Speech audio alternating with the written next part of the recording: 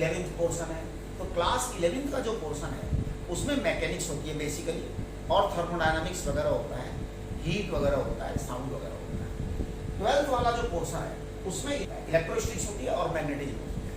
तो अपन unit dimension 12th के portion का डिस्कस करने हैं। 12th के पोर्शन का यूनिट डायमेंशन 12th वाली क्वांटिटी जैसे electric field, electric potential, resistance, resistivity, इसके अलावा मैग्नेटिक फील्ड, इंडक्शन, इसके अलावा मैग्नेटिक फ्लक्स, सेल्फ इंडक्टेंस, ये सब चीजें अपन डिस्कस करेंगे। बहुत सारी क्वांटिटी है, तो मैं 1 बाय 1 इनको इस ऑर्डर, आपको यूनिट्स एंड डायमेंशन का 12th वाला पोर्शन जो है वो एकदम मजबूत हो जाएगा। तो चलिए शुरू करते हैं अपन। सबसे पहले अपन बात करेंगे चार्ज की। देखिए चार्ज कैपिटल Q, इससे रिप्रेजेंट करते हैं हम चार्ज को, स्मॉल q से भी कर देते हैं। फंडामेंटली करंट जो है ना I, ये फंडामेंटल क्वांटिटी है। तो करंट को हम क्या कहते हैं? फंडामेंटल क्वांटिटी, जो कि आपकी जो 7 फंडामेंटल क्वांटिटीज थी उसमें से एक है। 7 फंडामेंटल क्वांटिटीज क्या क्या थी वो आपको पता ही होगा, मास, लेंथ, करंट, टेम्परेचर और substance, amount of substance and luminous intensity. तो ये फंडामेंटल क्वांटिटी में से है आई जो है वो फंडामेंटल क्वांटिटी। अब फंडामेंटल क्वांटिटी इसको हम कहते थे चार्ज अपॉन टाइम। अब देखिए आई फंडामेंटल क्वांटिटी है, इसको हम ए से रिप्रेजेंट करते थे, एम्पियर से। तो Q की जो डायमेंशन है वो हो गई है A1 T1। अब आप ध्यान दीजिए A1 को कहते हैं एम्पियर और सेकंड, और एम्पियर इनटू सेकंड को कहते हैं कूलॉम, चार्ज की यूनिट है। 1 कूलॉम जो होता है, 1 कूलॉम, इसको कहते हैं 3 × 10⁻⁹ स्टेट कूलॉम। ये थोड़ा सा ध्यान देने की बात है। वैसे हालांकि आजकल जो है स्टेट कूलॉम का यूज किया नहीं जाता, लेकिन फिर भी कभी कभी एग्जाम में सवाल आ जाता है। तो ये चीज है, ये चार्ज हो गया। अब चार्ज के बाद में हम बात करेंगे इलेक्ट्रिक फील्ड इंटेंसिटी। क्या है इलेक्ट्रिक फील्ड इंटेंसिटी? ये होता है फोर्स अपॉन चार्ज। और ये फोर्स अपॉन चार्ज जो होता है ना, इसे कहते हैं हम M1 L1 T-2 फोर्स, और चार्ज होता है A1 T1। यानी कि क्या हो गया ये M1 L1 T-3 A-1, ये आपका आएगा न्यूटन पर कूलम। ध्यान दीजिए फोर्स अपॉन चार्ज न्यूटन पर कूलम, यानी कि इलेक्ट्रिक फील्ड इंटेंसिटी की यूनिट हुई है न्यूटन पर कूलम। अब देखिए अगर मैं इस न्यूटन पर कूलम को मीटर इंटू मीटर से मल्टीप्लाई डिवाइड कर दूं, तो न्यूटन इंटू मीटर क्या बन जाएगा? Joule. Newton into metre joule बन जाएगा। Joule upon coulomb into metre, newton into metre joule हो गया, joule upon coulomb into metre. Joule upon coulomb को हम कहते हैं वोल्ट। यानी कि इलेक्ट्रिक फील्ड इंटेंसिटी की एक यूनिट वोल्ट पर मीटर भी होती है। आगे बढ़िए, ये आपकी electric field intensity. Electric field intensity के बाद में हम बात करेंगे इलेक्ट्रिक पोटेंशियल। इलेक्ट्रिक पोटेंशियल, देखो ना, इलेक्ट्रिक पोटेंशियल जो होता है V, ये होता है work upon charge. Electric potential क्या होता है? Work upon charge. वर्क आपका होता है M1 L2 T-2, चार्ज होता है A1 T1, M1 L2 T-A-1। या वोल्ट को अगर हम यूनिट की बात करते हैं तो वर्क अपॉन चार्ज है, वर्क होता है बेटा जूल, और चार्ज होता है कूलम। जूल अपॉन कूलम क्या हो जाता है? वोल्ट हो जाता है। ये आपका इलेक्ट्रिक पोटेंशियल है। अब अपन बात करते हैं इलेक्ट्रिक फ्लक्स। इलेक्ट्रिक फ्लक्स की बात करते हैं तो देखिए high E, electric flux. Electric flux को हम कहेंगे E into area. Electric flux है, A एरिया है, तो E इंटू एरिया क्या आएगा? E आएगा आपका क्या था? आप देखिए ऊपर हमने निकाल रखा है M1 L1 T-3 A-1। तो आप देखिए M1 L1 T-3 A-1 into area, M1 L1 T-A-1 into area. Area इस ध्यान देने की बात है, थोड़ा थोड़ा समझदारी की बात है कि एरिया भी A लिख देते हैं हम, और एम्पियर को भी A लिख दिया। तो ये आपको थोड़ा सा केयरफुल होना पड़ेगा कि किस जगह पर एरिया A है और किस जगह पर एम्पियर A, या A एम्पियर है या A एरिया है। ये तो बड़ा केयरफुल तो होना पड़ेगा, राइट। ये आपके पास में आ गया M1 L3 T minus A minus, ये आपके पास इलेक्ट्रिक फ्लक्स है। अब इलेक्ट्रिक फ्लक्स की यूनिट की बात कर लेते हैं। देखिए अभी मैंने आपको इलेक्ट्रिक फील्ड इंटेंसिटी की यूनिट बताई वोल्ट पर मीटर। अब एरिया को कह देंगे तो मीटर स्क्वायर हो जाएगा, यानी कि फ्लक्स की यूनिट आ गई वोल्ट इनटू मीटर। ये यूनिट को समझना बहुत जरूरी है, वोल्ट इनटू मीटर। ये क्या आ गया आपका इलेक्ट्रिक फ्लक्स आ गया। अब इलेक्ट्रिक फ्लक्स के बाद में हम बात करेंगे कैपेसिटेंस का। C is capacitance, electrical capacitance.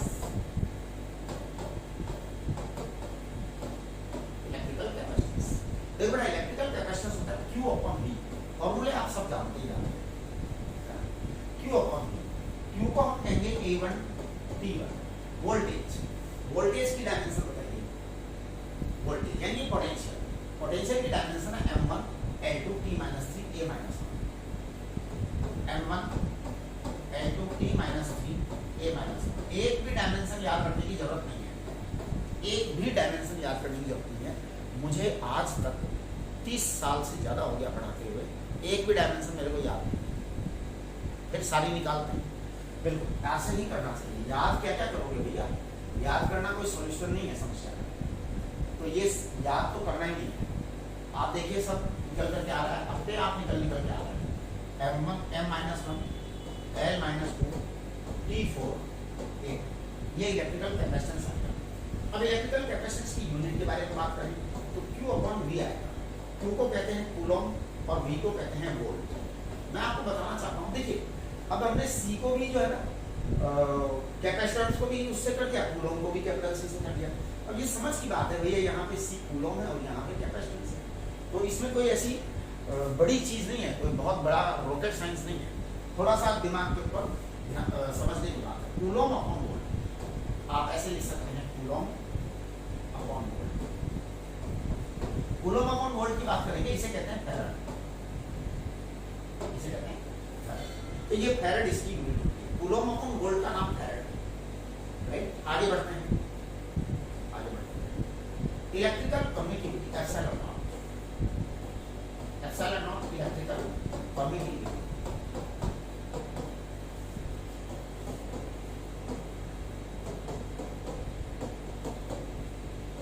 अब देखिए इलेक्ट्रिकल परमिटिविटी जो होती है ना, इसके लिए हमें एक फॉर्मूला चाहिए कुछ भी, तो उसके लिए हम कौन सा फॉर्मूला काम में लेते हैं? ज्यादातर बच्चे ये काम में लेते हैं, F equal to 1/4 by epsilon naught Q1 Q2 upon R²। अगर आप इस फॉर्मूले को काम में लेते हैं तो बहुत अच्छी बात है, वो काम में आपका रिजल्ट सेम आएगा। लेकिन मैं इसके लिए क्या काम में लेता हूँ, parallel plate capacitor epsilon naught A upon C equal to epsilon naught A upon B। आप ये लेते हैं तो भी कोई प्रॉब्लम नहीं, रिजल्ट विल कम सेम। तो देखिए एप्सिलॉन नॉट आएगा आपका CD upon A। Capital C capacitance, capacitance की डायमेंशन आपके पास ऑलरेडी यहाँ देखिए L माइनस 2 T4 A, ये कैपेसिटेंस की डायमेंशन रखिए। मीटर आपका यहाँ और ये मीटर स्क्वायर है। तो आप चेक कर लीजिए इलेक्ट्रिकल परमिटिविटी क्या आ रहा है, M minus 1 L minus 2, sorry अच्छा मीटर है ना, तो मीटर को आप L लिखिए, मीटर को आप L लिखिए, डायमेंशन निकालना पड़ता है तो लेंथ लिखिए, इसको L स्क्वायर लिखिए, तो ये आ जाएगा M minus 1 L minus 3 T4 A, right. Distance और ये है एरिया, तो डिस्टेंस को L लिख दिया, एरिया को L स्क्वायर लिख दिया, आपके पास में ये रिजल्ट आएगा। ये एप्सिलॉन नॉट। अब हम जरा एप्सिलॉन नॉट की यूनिट की बात करते हैं। एप्सिलॉन नॉट देखिए CD अपॉन A है।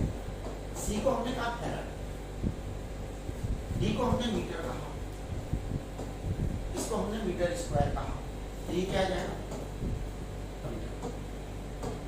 ये आपकी एप्सिलॉन नॉट की यूनिट आ गई।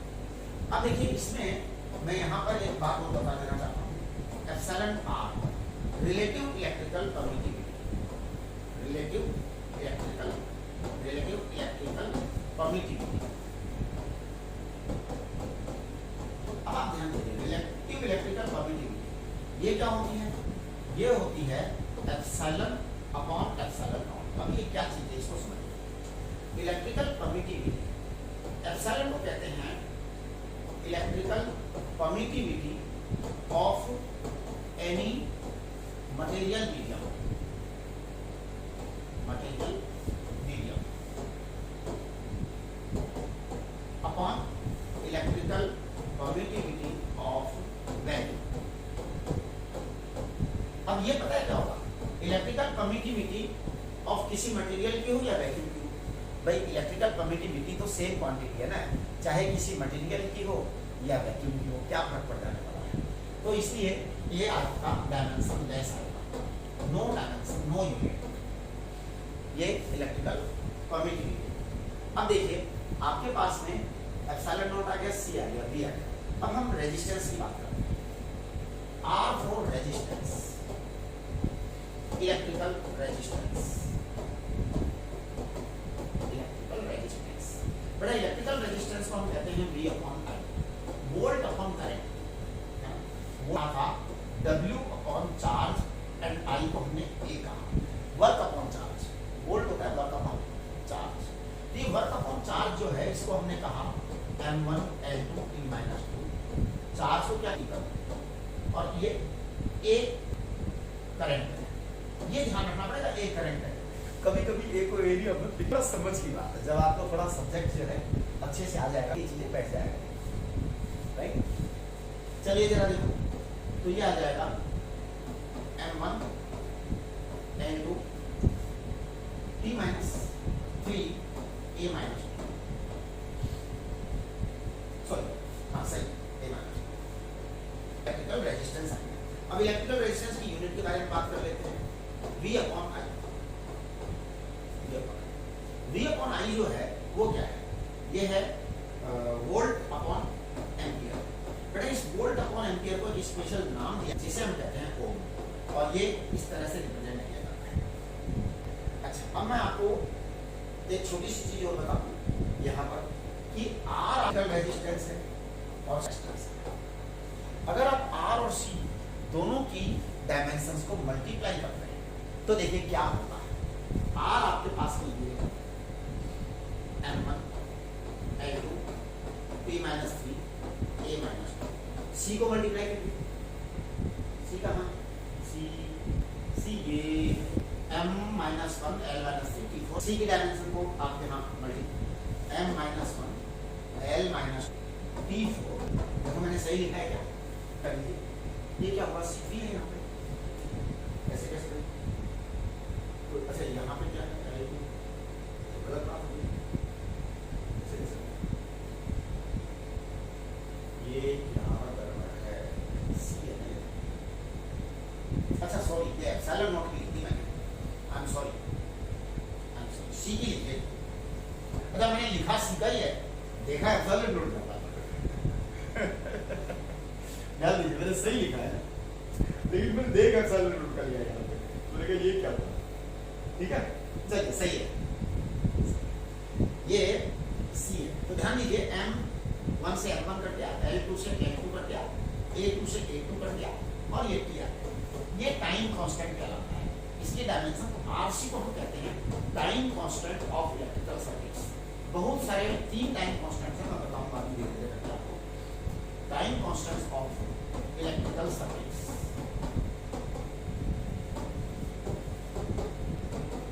अब देखिए एक बात है ना, जैसे अभी एक छोटी सी बात हुई कि मैंने यहाँ पर C का डायमेंशन लिख दिया। C का डायमेंशन क्या, मेरे बैकग्राउंड के अंदर याद है, इतने साल हो गए तो थोड़ा सा याद भी हो जाता है ना, तो वो बाई चांस हमने सही लिख दिया। लेकिन आपको दिखाने के लिए मैंने ऐसे किया। अब ऐसे किया तो मेरी नज़र जो है इस पर पड़ गई, तो मैंने कहा उन्हीं बाबा ये क्या हुआ, ऐसे कैसे हुआ, जबकि ये देखिए ये मैंने आपको C का यूज किया था एप्सिलॉन नॉट का निकालने, और मैंने एप्सिलॉन नॉट की निकाला है ना, तो गलती से मैंने एप्सिलॉन नॉट की डायमेंशन दे दी, तो क्या हो गया, वो गड़बड़ हो गया। इसका मतलब ये हुआ कि कुछ चीजें आपके चेक करने के लिए कि आपने जो किया है वो अब तक सही किया है क्या। जैसे ये RC एक चेक है कि अगर R और C दोनों की डायमेंशंस का मल्टीप्लिकेशन T1 के बराबर आ जाता है, टाइम के बराबर आ जाता है, तो इसका मतलब आपने R का भी सही निकाला है और C का भी सही निकाला है। ये चेक, राइट, ये हमारे इलेक्ट्रिकल वाली क्वांटिटी चल रही है। अब देखिए रेजिस्टिविटी,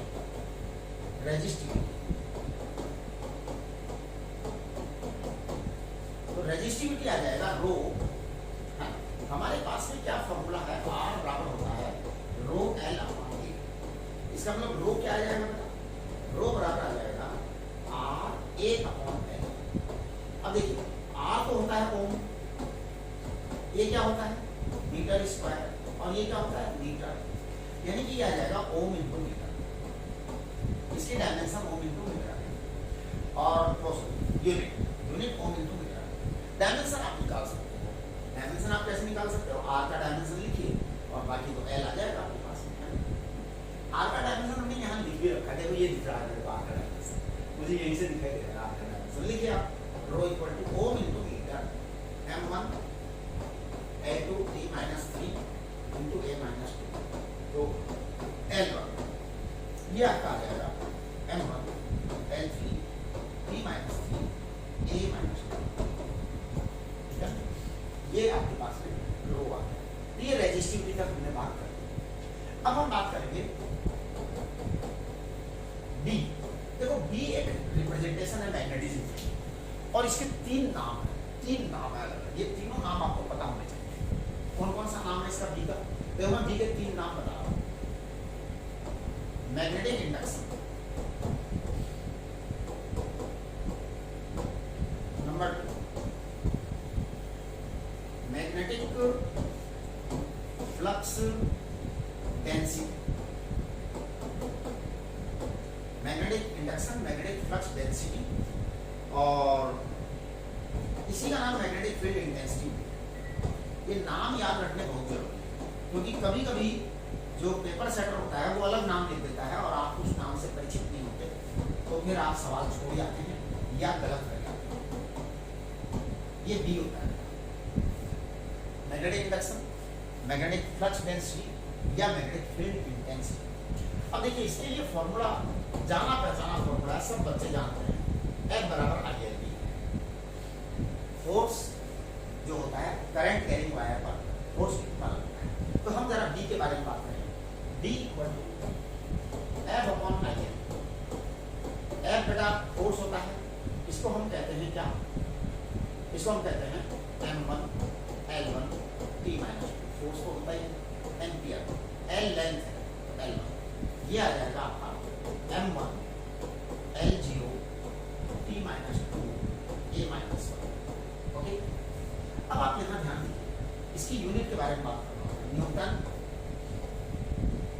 पर मीटर एम्पियर, न्यूटन पर मीटर एम्पियर या न्यूटन एम्पियर पर मीटर। अब देखिए एक बात है कि अगर मैं इसको मीटर इंटू मीटर से मल्टीप्लाई डिवाइड करूँ, मीटर इंटू मीटर से मल्टीप्लाई डिवाइड करूँ, तो ये न्यूटन इंटू मीटर क्या बन जाएगा, जूल बन जाएगा, joule upon ampere into metre square, joule upon ampere into metre square.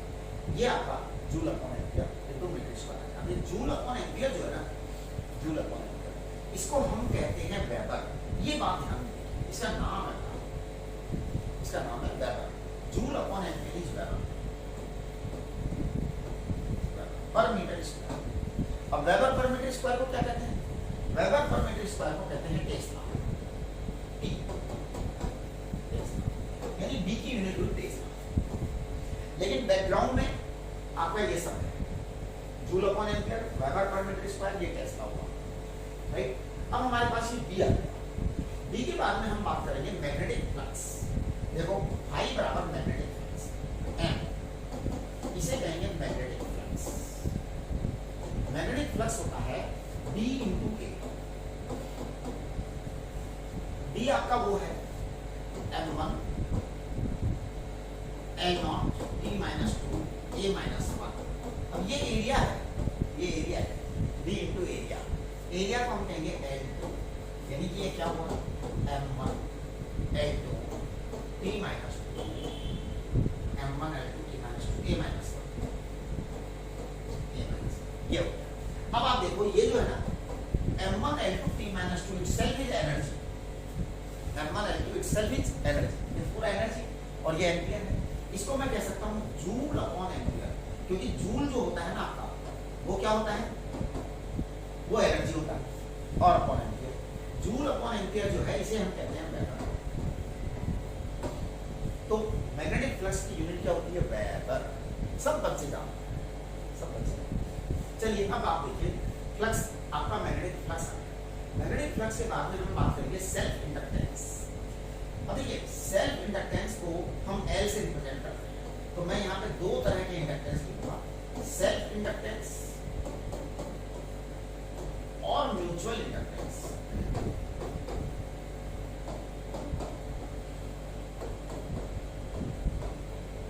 Self inductance and mutual inductance. Self inductance and mutual inductance को हम रिप्रेजेंट करते हैं L से और M से। M for mutual inductance, L for self inductance. अब आप यहाँ पे वापस सावधान हो जाए, कहीं गलती से इस L को आप जो है वो मत कर देना, लेंथ मत कर देना, थोड़ा सा डिफरेंस बना देते हैं हम यहाँ पे, हम इसको LS करेंगे। LS मतलब सेल्फ इंडक्टेंस, जिससे थोड़ा डिफरेंस बन जाएगा तरीके से, राइट। ये सेल्फ इंडक्टेंस हो या म्यूचुअल इंडक्टेंस हो। देखिए एक फॉर्मूला होता है phi magnetic it is equal to L self inductance into I, इसी को म्यूचुअल इंडक्टेंस इनटू I भी कहते हैं। ये आपका फाई एम हमारे पास रखा हुआ है वहां। अब जरा आप देखिए LS चाहिए, self inductance, self inductance phi M हमारे पास वहां मौजूद है, phi magnetic upon current I। तो बेटा फाई मैग्नेटिक है आपका M1 L2 P - 2 A - 1 upon कितना? अपॉन आपका I है A एम्पियर, तो यह आएगा M1 L2 P - 2 और क्या A - 2, ठीक है, ये आपके पास में आएगा। अब आप देखिए इसको हम पता है क्या बोलेंगे, इसको हम बोलेंगे weber upon ampere, weber upon. तो वेबर अपॉन एम्पियर जो है हाँ वेबर अपॉन एम्पियर, इसको हम कहते हैं हेनरी, इसको हम कहते हैं हेनरी, मतलब स्मॉल x से लिखते हैं, हेनरी को कैपिटल H से रिप्रेजेंट करते हैं। तो हेनरी जो है सेल्फ इंडक्टेंस या म्यूचुअल इंडक्टेंस की यूनिट है। अब इसी चीज को मैं पूरा दूसरे तरीके से लेकर के आता हूँ, और that is very very important, very very ध्यान दीजिए। Induced electromotive force, induced EMF, induced EMF देखो ना, फैराडेज लॉ के अकॉर्डिंग इंड्यूस्ड ईएमएफ होता है E बराबर d phi upon dt, Faraday's law के अकॉर्डिंग, है ना। अगर इसमें लेंस लॉ डाल देते तो माइनस भी आ जाएगा। E equal to D phi upon dt Faraday law होता है, लेंस लॉ डाल देंगे तो माइनस आ जाएगा। ये चीज क्लियर होनी चाहिए, फैराडे लॉ में माइनस नहीं है, लेंस लॉ डालने के बाद ही माइनस है। तो ये E equal to D phi upon dt आ गया। अब हम इसको बोलेंगे E equal to phi upon dt, E equal to phi upon, ये फाई मैग्नेटिक है, तो इसलिए फाई मैग्नेटिक कितना है? फाई मैग्नेटिक है E into T, phi magnetic कितना है? E into T. और जब phi magnetic E into T है तो हम कहेंगे इसको, E को क्या कहेंगे? Volt into time, second, volt into second. हाँ जी, E वोल्ट होता है, EMF T टाइम है सेकंड। वोल्ट इंटू सेकंड को हम क्या कहते हैं? वोल्ट इंटू सेकंड को हम वेबर कहते हैं, वोल्ट इंटू सेकंड को हम वेबर कहते हैं। अब ध्यान दीजिए यहाँ पे अगर आप इसको वेबर कहते हैं, वोल्ट को हम क्या कहते थे? वोल्ट को हम क्या कहते थे? Ohm into current, ohm into current. तो आप देखिए अगर इसको हम वोल्ट को ओम इंटू करंट कहते हैं तो क्या हो जाएगा? ये आ जाएगा ohm into ampere into second. तो volt ohm into ampere into second, ये आपके पास में आ गया। इसे हम कहेंगे ohm into coulomb, coulomb charge, ampere into second charge है, ये ओम इंटू कूलम है। क्या? Weber, weber ohm into coulomb.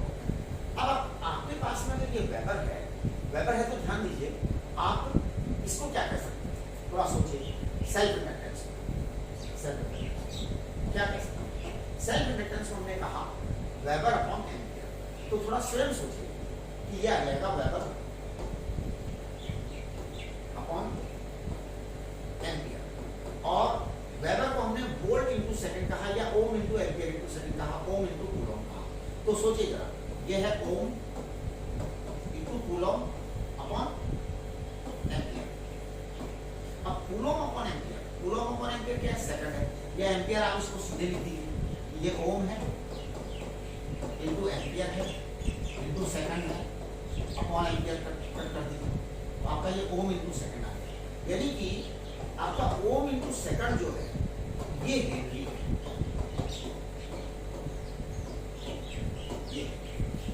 अब ओम इंटू सेकंड आपका हेनरी है। यहाँ पर एक जोरदार चीज आती है, यहाँ पे बहुत ही जोरदार चीज।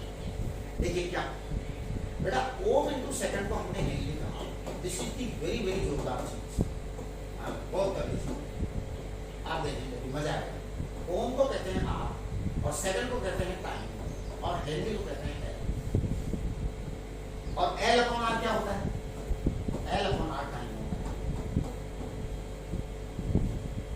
एल अपॉन आर टाइम होता है। इसे भी टाइम कांस्टेंट है, इसे भी टाइम कांस्टेंट कहते हैं। यानी आपके पास में L upon R time constant आ गया। अब ये चीज इस बात का प्रूफ है कि हम जो कुछ कर रहे हैं वो सब ठीक कर रहे हैं, क्योंकि अगर एक भी जो गलती होगी ना तो ये चीजें आएंगी। अब आप देखो एल अपॉन आर, जरा हम एल अपॉन आर की डायमेंशंस लेते हैं जो हमने निकाली। एल की डायमेंशन निकाल रखी, एल है क्या? एल आपका सेल्फ इंडक्टेंस है बेटा, ये ध्यान देने की बात है। अब एल सेल्फ इंडक्टेंस और आर की डायमेंशंस से पकड़ते हैं हम, जरा टाइम आता है क्या, चेक करो। एल एस और आर इनकी डायमेंशंस को आप लिख करके डिवाइड करिए ईमानदारी से। एल एस सेल्फ इंडक्टेंस, कहाँ है जी सेल्फ इंडक्टेंस? ये रहा सेल्फ इंडक्टेंस। बेटा ये डायमेंशन है सेल्फ इंडक्टेंस, तो मैं इसको लिख रहा हूँ m1 L2 T - 2 A - 2, m1 L2 T - 2 A - 2। लिखिए m1 L2 T - 2 A - 2, ये डायमेंशन है सेल्फ इंडक्टेंस। रेजिस्टेंस की डायमेंशन देखना, रेजिस्टेंस कहाँ है? रेजिस्टेंस देखो जी, कहाँ है रेजिस्टेंस? रेजिस्टेंस कहाँ है? बहुत दूर है रेजिस्टेंस, ये रहा रेजिस्टेंस, है ये रेजिस्टेंस है, कुछ और है मैं बोल रहा हूँ, देखो m1 L2 T - 3 A - 2, ये रेजिस्टेंस ही है। और ज्यादा अच्छे से देखना चाहते हो तो ये रहा रेजिस्टेंस, ये m1 L2 T - 3 A - 2, ये रेजिस्टेंस है, ठीक है। अब हम m1 L2 T - 3 A - 2 रखेंगे,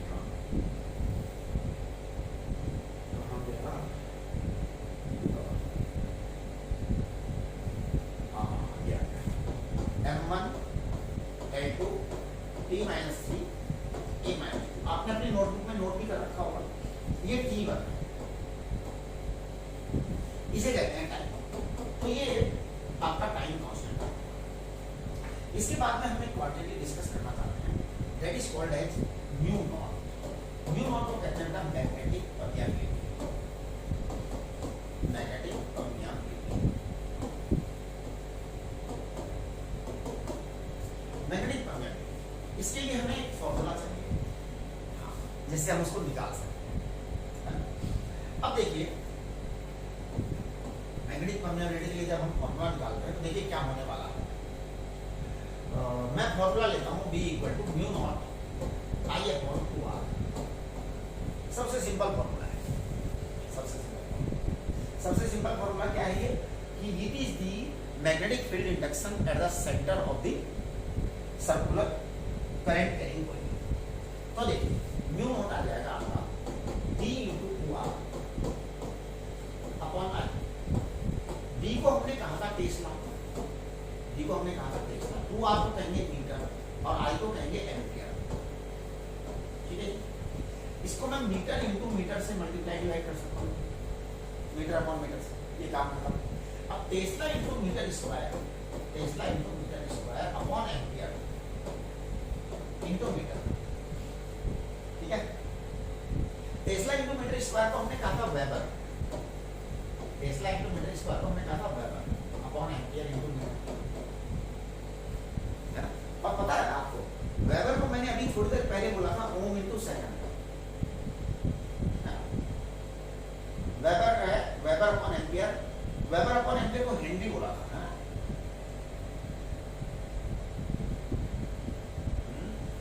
देखिए वेबर अपॉन एम्पियर, इसको हेनरी बोला था, सॉरी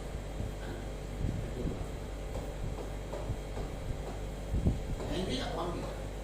तो इसका मतलब म्यू नॉट की जो यूनिट होती है वो हेनरी अपॉन मीटर होती है, हेनरी पर मीटर। अब देखिए म्यू नॉट जो होता है ना, ये होता है 4 पाई इंटू 10 की power -7 henry upon metre, henry upon metre. अच्छा अब यहाँ पर एक और चीज आती है, अगर आप ध्यान दें जो मैं अभी बोल रहा था, फिर मैंने पहले ऐसा करना उचित समझा। आप देखिए वेबर क्या था आपका, वेबर था फ्लक्स की, मैग्नेटिक फ्लक्स की। मैग्नेटिक फ्लक्स को हमने कहा था E into T, E into T को हमने क्या कहा था, volt into second, volt into second. बेटा अगर मैं उस वेबर को वोल्ट इंटू सेकंड लिख दूं, अगर ये जो वेबर लिख रहा है यहाँ देखिए, इसको मैं अगर लिखूं तो म्यू नॉट क्या हो जाएगा आपका, ध्यान दो, म्यू नॉट आपका आ गया weber upon ampere into metre, तो है ही, ये तो है ही।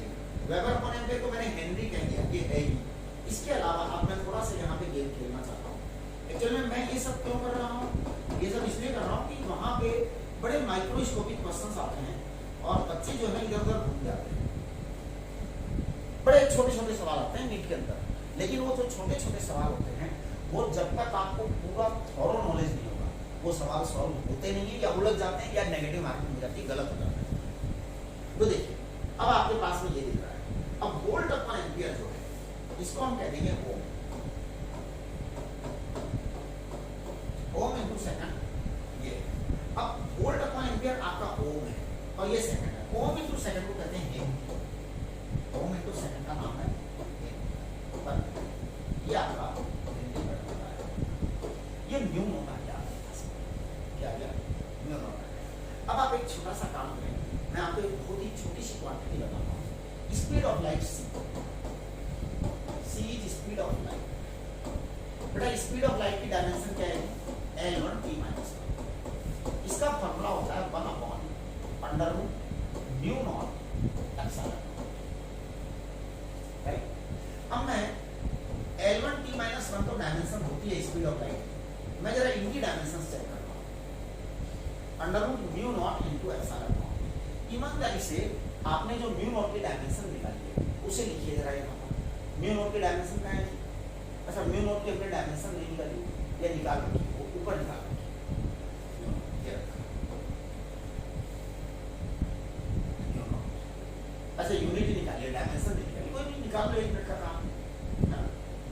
देखिए म्यू नॉट की डायमेंशन चाहिए, तो म्यू नॉट की डायमेंशन कहाँ से आएगी, हेनरी पर मीटर से निकाल लो या उससे निकाल लो, एक ही बात है ना। तो अब म्यू नॉट की डायमेंशन जो है ना वो आपकी बी से आएगी, बी कहाँ है, और हेनरी पर मीटर तो ये रखा है आपका यहीं पर। एक काम करो हेनरी पर मीटर से निकालो, क्योंकि यूनिट है ना हेनरी पर मीटर, ये आपका एलएस है, हेनरी है, हेनरी।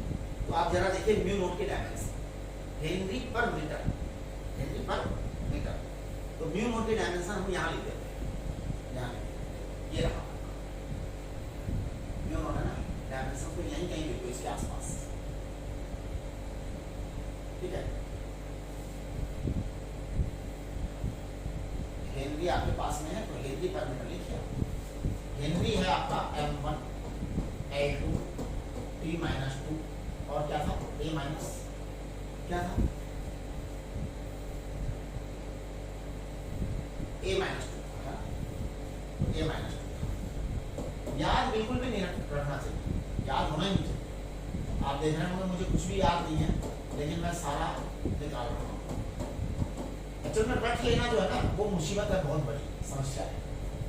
ये आपके पास में हेनरी आ गया, हेनरी आ गया। अब आप हेनरी पर मीटर लिखिए, नहीं हेनरी पर मीटर ही आ गया तो डायरेक्ट,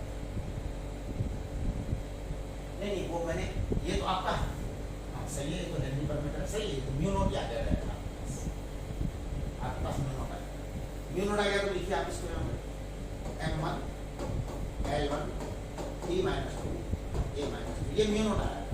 एप्सिलॉन नॉट लिखिए, एप्सिलॉन नॉट ढूंढो कहाँ है, मेरा बोर्ड तो बहुत बड़ा है, हाँ मैं तो ढूंढता ही रहूँगा, आप लोग ढूंढिए, आपकी कॉपी में होगा ना, आप लोग ढूंढिए और मेरे से पहले कर लीजिए,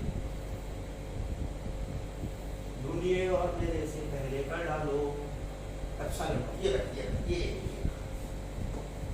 m minus 1 l minus 3 t4 a m minus 1 l minus 3 t4 क्या होता है अगर आपको याद हो जाए ना अपने आप वो एक अलग चीज है, याद करना पाप है, याद हो जाए ये कोई बुरी बात नहीं है।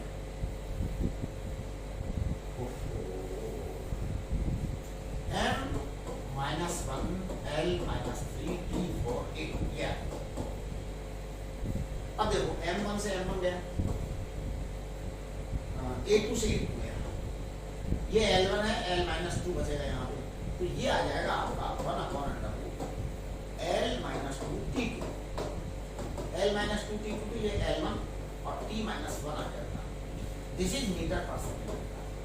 ये देखिए आपका, इसका मतलब ये हुआ कि हमने जो म्यू नॉट और एप्सिलॉन नॉट निकाले हैं वो एकदम एक्यूरेट है, क्योंकि अगर उनमें एक भी गलती हो ना, एक भी गलती हो तो हमारा ये जवाब नहीं आएगा। ये चेक एक्चुअली इसे हम कहते हैं चेक। तो मैंने आपको 3-4 चेक बताए कि आप चेक कैसे कर सकते हैं, ये आपका कार्यक्रम सही है तो आप ऐसे चेक कर सकते हैं। दूसरा RC L/R, एक चीज और बताता हूँ आपको, √LC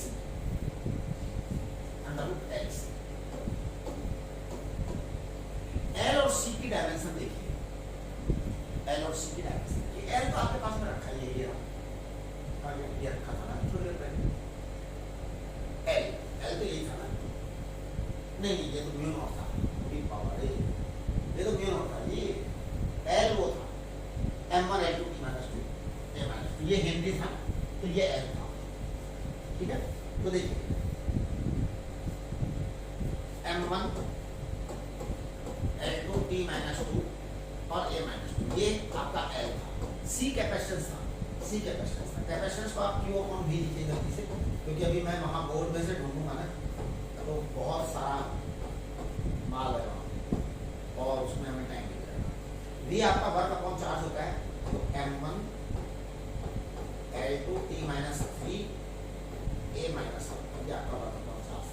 तो जरा देखिए क्या आ रहा है आपका m minus 1 l2 t4 a2 या m minus 1 l minus 2 sorry t4 a2 आप लिखिए यहाँ पे m minus 1 l minus 2 t4 a2, ये minus 2 आएगा, a2 आ रहा है तो यहाँ minus 2 आएगा,